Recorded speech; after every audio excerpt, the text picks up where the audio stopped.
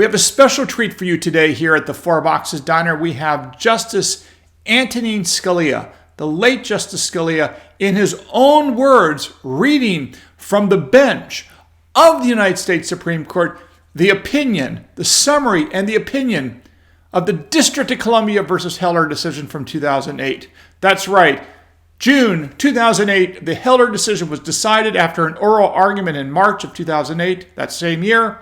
And Justice Scalia, in a time-honored tradition for the U.S. Supreme Court, got up onto that bench and announced the victory for the Second Amendment in the Heller case. And of course, the opinion was issued as well, but it goes all the way back to the time of our founding when Chief Justice John Marshall, the first Chief Justice of the United States Supreme Court, had the justices talk about decisions they were issuing, including dissents, for example.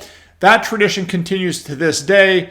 And in 2008, it was Justice Scalia that announced the opinion of the court in Heller. And I have the audio recording here to play for you so you can hear how Justice Scalia discussed the Heller victory for the Second Amendment. You're going to enjoy this, a trip down memory lane and an important part of Second Amendment history that you, of course, should appreciate. Justice Scalia also has our opinion this morning in Case 07290, District of Columbia versus Heller. If you can bear with me, I can do it. This case is here on writ of certiorari to the United States Court of Appeals for the District of Columbia Circuit.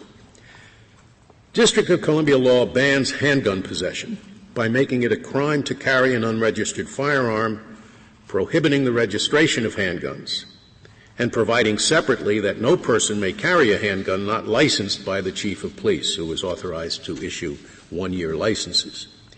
In addition, it requires residents to keep lawfully owned firearms, which would include long guns, unloaded and disassembled or bound by a trigger lock or similar device.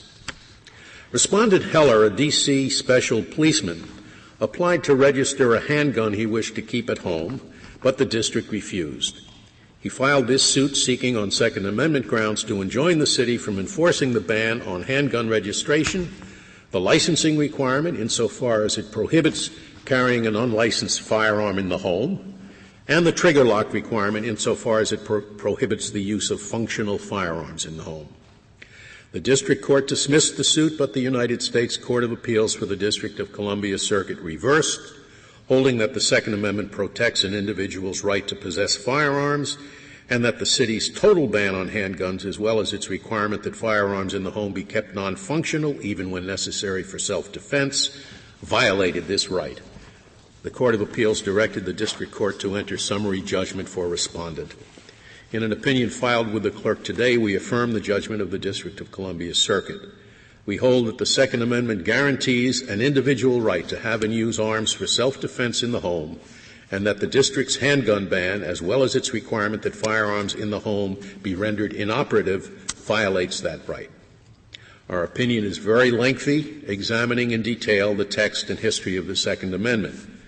This summary that I'm giving will state little more than the conclusions. If you want to check their validity against the dissent's contrary claims, you will have to read some 154 pages of opinions. The Second Amendment provides, quote, a well-regulated militia being necessary to the security of a free state, the right of the people to keep and bear arms shall not be infringed. The interpretive difficulty and what causes some people to think that it confers only a collective rather than an individual right, and others, including the petitioners here, to think that it is an individual right, but only to keep and bear arms for service in a militia.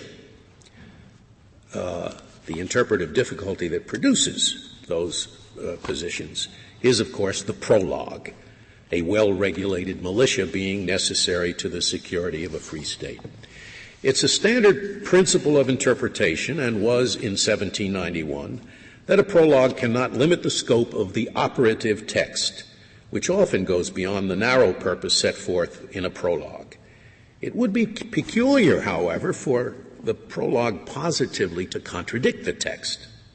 So, we examine first the operative portion of the amendment, namely the right of the people to keep and bear arms shall not be infringed. We conclude, after examining many uses of keep arms and bear arms contemporaneous with and prior to the adoption of the Second Amendment, that it means pretty much what it means today, to have and carry weapons. Those old sources refute the notion that bear arms alone or keep and bear arms in combination has an exclusively military connotation. To be sure, when one was a soldier, he bore arms, but one could bear arms without being a soldier. The same conclusion that the phrase does not refer to military service is demanded by the fact that it was universally understood that the Second Amendment incorporated into the federal Constitution a pre-existing right of Englishmen set forth in the 1689 English Bill of Rights. That's why it reads, shall not be infringed. The right shall not be infringed, referring to a pre-existing right. And everybody agrees with that. There is no doubt that the English right was an individual right to have and carry arms. We then turn to the prologue to see if it is incompatible with the interpretation we have given the operative clause. It is not. In fact, that interpretation achieves the object of the prologue more effectively than would a mere right to have and bear arms in an organized militia. The militia consisted of all male citizens capable of military service. That was thought to be a protection against not only attack from abroad, but tyranny at home. In the events that had given rise to the English Bill of Rights, the Stuart kings had not abolished the people's militia, but had simply taken away the people's arms, or the arms of their opponents, leaving in place only a standing army and a select militia dominated by their own supporters. The lesson learned: if the people cannot have arms, there will be no people's militia. That perception is what joins the two parts of the Second Amendment. The mere right to keep and bear arms in a state-organized militia does not solve the problem, because the state could, like the Stuart kings, limit the organized militia to its own people. So, what the Second Amendment means is, since we need a people's militia, the people will not be deprived of the right to keep and bear arms. This interpretation is confirmed by analogous arms-bearing rights in state constitutions that preceded and immediately followed adoption of the Second Amendment. Of the 4 states that had analogs to the federal Second Amendment before the Constitution was ratified, 2 clearly conferred individual rights unconnected to militia service, specifying the people's right to bear arms for their own defense. And the most likely reading is that the other 2 also secured an individual right to bear arms for defensive purposes. Similarly, of the 9 state analogs to the Second Amendment that were adopted between 1789 and 1820, 7 referred to the people's right to bear arms in defense of themselves and the state, or to the citizen's right to bear arms in defense of himself and the state. The final 2 of those nine were ambiguous, but were interpreted by the state courts to confer an individual right to bear arms for lawful purposes. Our opinion then looks at legal interpretations of the Second Amendment from immediately after its ratification through the 19th century. We find that scholars, including the most famous ones, Tucker, Rawls, Story, and Cooley, the adjudicated cases, congressional legislation, and the statements of congressional legislators universally took the right to be a personal one, unconnected to militia service. The one exception is a minor scholar who acknowledged that his view had been rejected. As one might expect, after the Civil War, the right of the former slaves and new freemen to bear arms was a significant issue. Let me read from a joint congressional report dated 1866. In some parts of South Carolina, armed parties are, without proper authority, engaged in seizing all firearms found in the hands of freemen. Such conduct is in clear and direct violation of their personal rights as guaranteed by the Constitution of the United States, which declares that the right of the people to keep and bear arms shall not be infringed. The Congressional Act creating the Freedmen's Bureau on July 16, 1866, stated, The right to have full and equal benefit of all laws and proceedings concerning personal liberty and personal security, including the constitutional right to bear arms, shall be secured to and enjoyed by all the citizens without respect to race or color or previous condition of slavery. It was good to have a gun when the Klansmen came. Our opinion next turns to whether any prior decisions of this Court preclude the interpretation we have just described. We conclude that none does. I will only describe one of those cases on which the dissent places its principal reliance. That is our decision in United States versus Miller, rendered in 1939. The judgment in that case upheld against a Second Amendment challenge two men's federal convictions for transporting an unregistered sawed-off shotgun in interstate commerce in violation of the National Firearms Act. It is entirely clear that the Court's basis for saying that the Second Amendment did not prevent the conviction was not that the defendants were bearing arms privately rather than in a militia. Rather, it was that the type of weapon at issue was not eligible for Second Amendment protection. Quote, in the absence of any evidence tending to show that the possession or use of a short-barreled shotgun at this time has some reasonable relationship to the preservation or efficiency of a well-regulated militia, we cannot say that the Second Amendment guarantees the right to keep and bear such an instrument, close quote. Certainly, the Court continued, it is not within judicial notice that this weapon is any part of the ordinary military equipment or that its use could contribute to the common defense, close quote. Beyond that, the opinion provided no explanation of the content of the right to keep and bear arms. This holding is not only consistent with, but positively suggests that the Second Amendment confers a right to keep and bear arms for lawful private purposes. Had the Court believed that the Second Amendment protects only those serving in the militia, it would have been odd to examine the character of the weapon rather than simply note that the two crooks were not militiamen. Miller stands only for the proposition that the Second Amendment right, whatever its nature, extends only to certain types of weapons. It is particularly wrong-headed to read Miller for more than what it said, because the case did not even purport to be a thorough examination of the Second Amendment. The respondent made no appearance in the case, neither filing a brief nor appearing at oral argument. The Court heard from no one but the government. Reason enough, one would think, not to make that case the beginning and the end of this Court's consideration of the Second Amendment. The government's Miller brief provided scant discussion of the history of the Second Amendment, and the Court was presented with no counter-discussion. As for the text of the Court's opinion,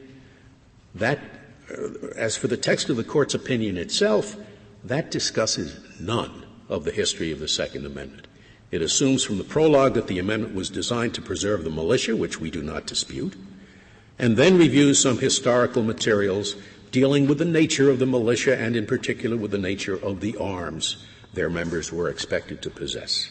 Not a word about the history of the Second Amendment.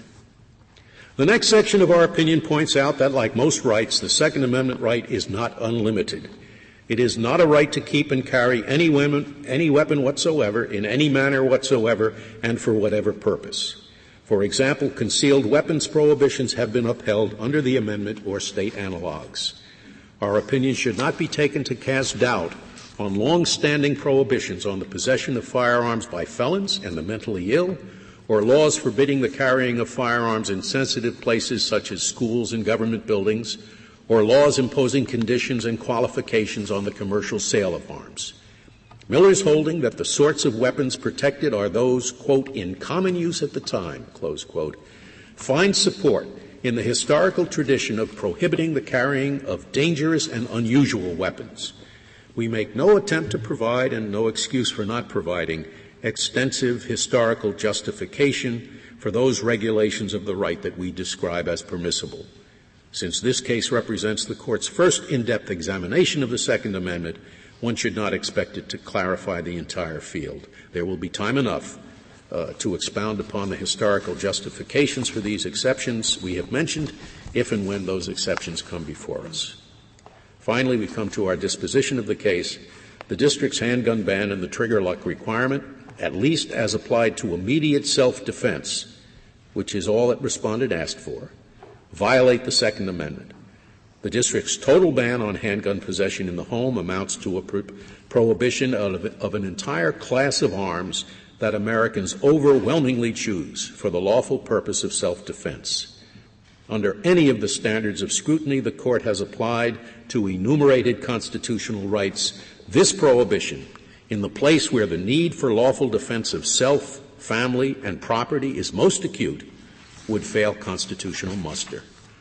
Similarly, the requirement that any lawful firearm in the home be disassembled or bound by a trigger lock makes it impossible for citizens to use arms for the core lawful purpose of self-defense and is hence unconstitutional.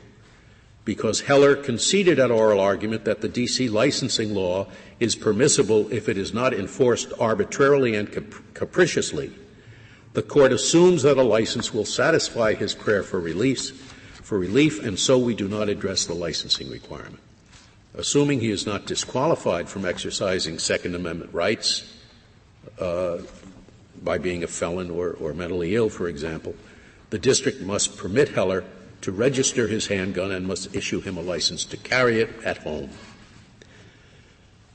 We are aware of the problem of handgun violence in this country, and we take seriously the concerns raised by the many amici who believe that prohibition of handgun ownership is a solution. The Constitution leaves the District of Columbia a variety of tools for combating that problem, including some measures regulating handguns. But the Second Amendment necessarily takes certain policy choices off the table. These include the absolute prohibition of handguns held and used for self-defense in the home. Undoubtedly, some think that the Second Amendment is outmoded in a society where our standing army is the pride of our nation, where well-trained police forces provide personal security, and where gun violence is a serious problem. That is perhaps debatable. But what is not debatable is that it is not the role of this Court to pronounce the Second Amendment extinct. The judgment of the Court of Appeals is affirmed. Justice Stevens has filed a dissenting opinion in which Justices Souter, Ginsburg, and Breyer have joined. Justice Breyer has filed a dissenting opinion in which Justices Stevens, Souter, and Ginsburg have joined. All right, folks, hope you learned a little bit something there today from Justice Scalia, his powerful words in the Heller case. Again, important to understand that when these decisions come out, they issue their opinions, but they also read parts or all of their opinions, including their dissents from the bench of the U.S. Supreme Court. It's worth noting that in terms of process, because remember, it's important for you to know not just the substance of the Second Amendment law, but also the process of the court systems, including, of course, processes and procedures of the U.S. Supreme Court. So there you have it. Hope you learned something here today. Again, make sure you follow me on X at 4Boxes Diner and subscribe and resubscribe. Don't get knocked off the list here at the 4Boxes Diner YouTube channel. And we'll see you again soon here at the 4Boxes Diner. Orders up. Table 2A.